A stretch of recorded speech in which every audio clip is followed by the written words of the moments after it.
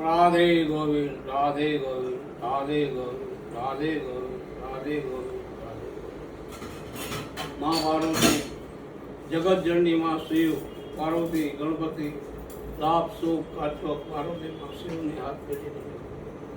તો ભાઈઓ, બહેનો, માતાઓ, દીકરીઓ, વડીલો, બાળકો, જય મહાદેવ, જય માતાજી, જય ખોડિયાર. ત્રિવેણી સંગમ. તમારા 18 વર્ષના તમારા હાથથી મોઢા ધોવાઈ જાય, તમારા બધાની તબિયત હાલપ રહે, ખૂબ સુખી થાઓ, ખૂબ આગળ આવો, ખૂબ પ્રગતિ કરો, સારું ધન કમાઓ, સારી લક્ષ્મી હંમેશ માટે શુદ્ધ લક્ષ્મી આવે. દીકરાની વહુ તરીકે ઘરમાં લક્ષ્મી આવે તો કોઈ જાય નહીં. દીકરીથી લક્ષ્મી આવી હોય તો વહી જાય, પણ દીકરાની વહુ તરીકે ઘરમાં લક્ષ્મી આવે ને તો કોઈ દી ના જાય. અણભક્તો ખાસ ધ્યાન રાખજો. તમારા માટે પ્રાર્થના એ જ કરું છું કે દીકરાની વહુ તરીકે તમારા ઘરમાં બધામાં લક્ષ્મી આવે. રોજ પ્રાર્થના કરું 18 વર્ષ માટે. ખાસ ધ્યાન રાખજો.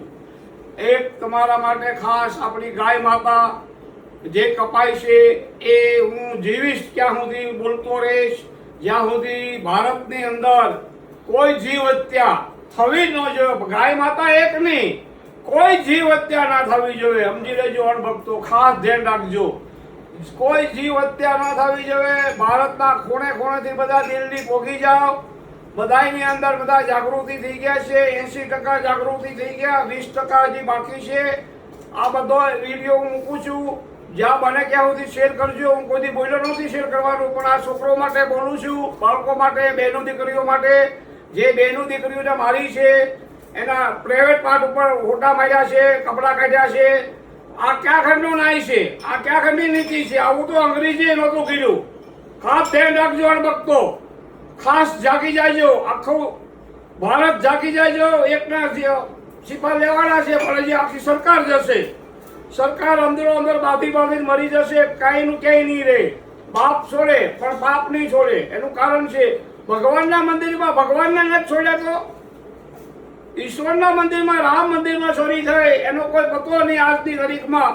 એટલે ખાસ ધ્યાન રાખજો અણભક્તો.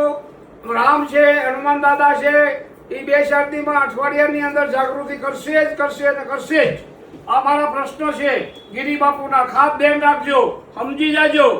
ખાસ 18 વર્ષ જાગી જાયજો. ગાય માતાને બંધ કરાવો. આપણી 50,000 રોજની કતલખાને ગાય માતા જાય છે.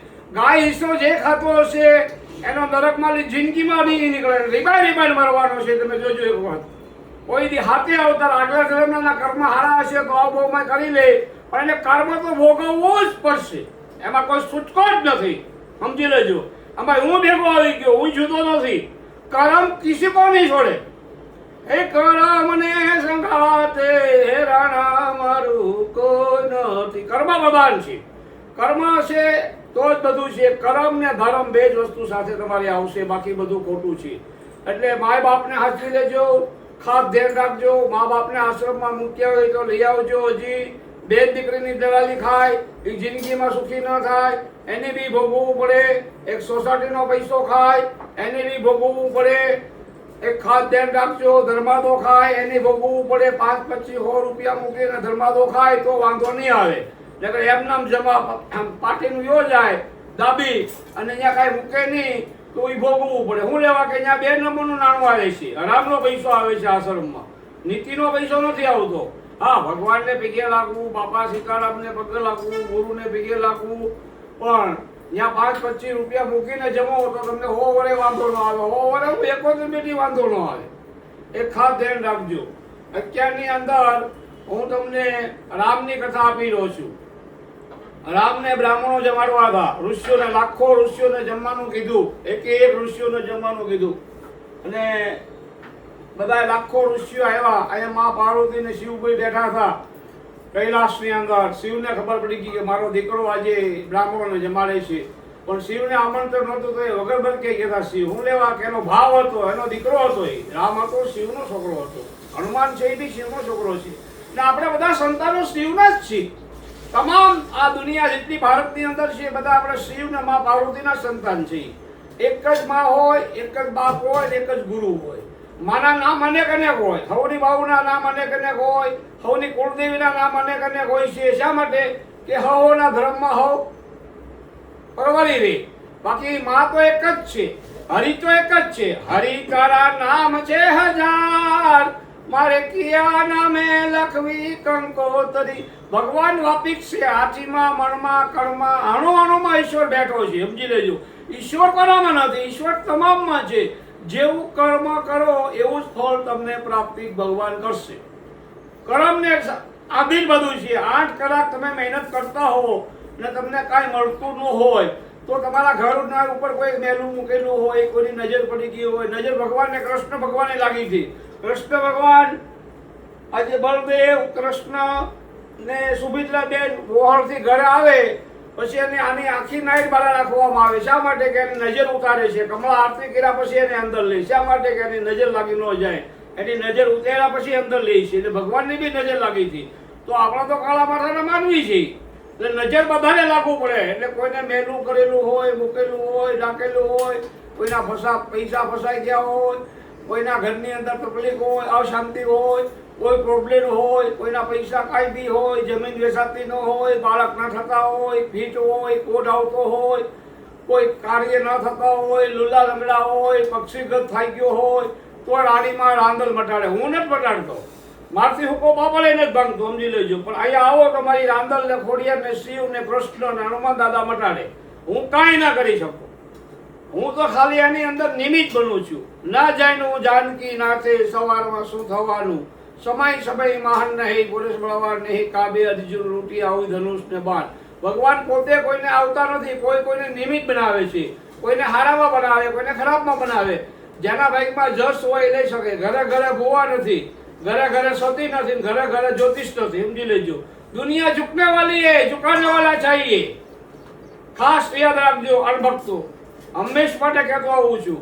પછી બધાને બ્રાહ્મણોને જમવાનું કીધું. ઋષિઓ જમતા હતા. ભોળાનાથ બ્રાહ્મણનું રૂપ લઈને આવ્યા.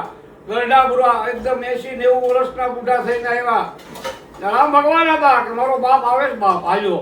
એ તો વર્તી કહેતા કે શિવ આવે છે. બધાની વચ્ચેથી આવ્યા. બ્રાહ્મણો જમતા હતા, ઋષિઓની વચ્ચેથી નીકળ્યા અને બધા સતીક થઈ ગયા. આ કોણ બ્રાહ્મણ છે એમ કરીને બ્રાહ્મણ રામે એના પગ ધોયા. પૈકી લાગ્યા આખું કુટુંબ અને ખુરશી ઉપર જમવા બેસ્યા અને જમવા બેઠા. પછી અનાજ એટલું બધું ખાઈ ગયા કે સીમાની ઋષિઓ ભૂખ્યા થયા. અનાજ બધું ખલાસ થઈ ગયું. પારવા પડે. સીતામાં, લક્ષ્મણ, ભરત, શત્રુઘ્ન આખું કુટુંબ ચિંતામાં મુકાઈ ગયું કે કરશું હું. રામ કે ચિંતા કરો માં, આનંદ કરો, હમણાં ઘડી ખમો. પછી ભોળાનાથને પાર્વતી માની આરાધના કરી રામે કે હે મહાદેવી, તમારા પતિ ધરાતા નથી, આપ આવી જાઓ તો જ ધરાય, એટલે મારી ઇજ્જત વહી જાય. એમ કરી ને મા પાર્વતી અન્નપૂર્ણા પણ રૂપ લઈને આવ્યા. આ ઘડો લઈ અને એક સમસો ખીર કરી. ત્યાં શિવ દાંત કાઢવા મળ્યા અને શિવ ધરાઈ ગયા. શિવ કીધું કે હવે દેવી રહેવા દે. એ ભગવાન હતા ને, દેવી હવે રહેવા દે, હું ધરાઈ ગયો. પછી કીધું હનુમાનને કીધું મને ઉપાડીને મૂકી દે ખાટલે. પણ હનુમાન ઉપાડી ના શક્યા. લક્ષ્મણ ઉપાડી ગયા. લક્ષ્મણ ઉપાડીને મૂક્યા. સીતામાં ઉપર કોગળો કર્યા સાઈ, તોય માં ખીજાણા નહીં. પગે લાગી આખું કુટુંબ.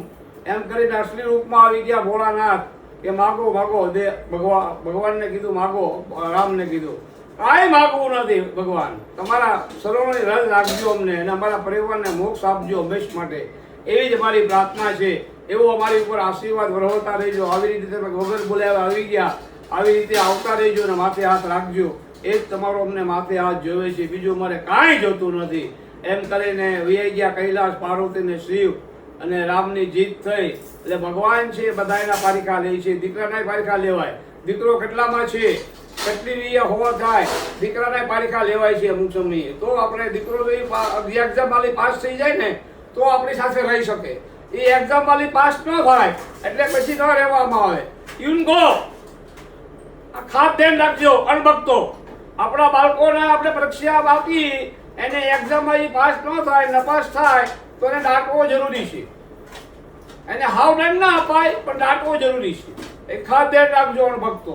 પછી મા પાર્વતીને જમાડવાના હતા ઋષિઓને. પછી મા પાર્વતીએ કીધું શિવને, ભોળાનાથને. એની ઈચ્છા થઈ કે મારે ઋષિઓને જમાડવા છે. નંદીની ઉપર રસવાડી કરીને બધા ઋષિઓને ઘેવા જમવાનું. બધા ઋષિઓ, લાખો ઋષિઓ આવ્યા આવ્યા એટલે ભોજન આપ્યું અને ખૂબ જમાડ્યા દક્ષિણા આપી બ્રાહ્મણોને, પણ અનાજ ખૂટે નહીં. બહુ અનાજ પાર્વતી માએ બનાવેલું. પછી શિવને કીધું મારું અનાજ બહુ પડ્યું છે, તમે એક કામ કરો, એવા ઋષિને બોલાવો કે મારું અનાજ બધું ખાઈ જાય. શિવ કે હા. એમ કરીને શિવે એક જ ઋષિને બોલાવ્યા. એક ઋષિ આવ્યા, મા પાર્વતીએ થાળીમાં જમવા આપ્યું. થાળીમાં નહીં માં, મને તપેલામાં જમવાનું આપો. તપેલામાં જમવાનું આપ્યું અને 10 મિનિટની અંદર બધો અનાજ ખલાસ કરી નાખ્યું. દેવીને કે લાવો ખાવાનું. દેવી મૂંઝાઈ ગયા મા પાર્વતી. પછી પ્રાર્થના કરી એના ભાઈને વિષ્ણુ ભગવાનને, હે ભાઈ, હે વિષ્ણુ, તમે અહીંયા હાજર થા ને મારી ઇજ્જત જશે. એમ કરીને વિષ્ણુ ભગવાન હાજર થયા અને ઋષિની બાજુમાં બેસી ગયા. થાળીમાં તુલસીનું પાન આપ્યું એટલે ઋષિ ધરાઈ ગયા અને મા પાર્વતીની ઇજ્જત રહી ગઈ. એમ ભગવાનની બી ઇજ્જત રાખવા બીજાને બોલાવવા પડે છે. કર્મ કિસી કો નહીં છોડે. એટલે હું તમને કહું છું ભક્તો, ભગવાનની બી કર્મ ભોગવવું પડે છે. એ કાલે કહે તારા કાનમાં, એ તારે રેવું ભાડાના મકાનમાં, એ ભાડુથી બંગલો કોણે બનાવ્યો. આ મૂળ નથી કાયાનું એનું ઝાડ છે, ખાધા પડી જાય, કાંઈ કહેવાય નહીં.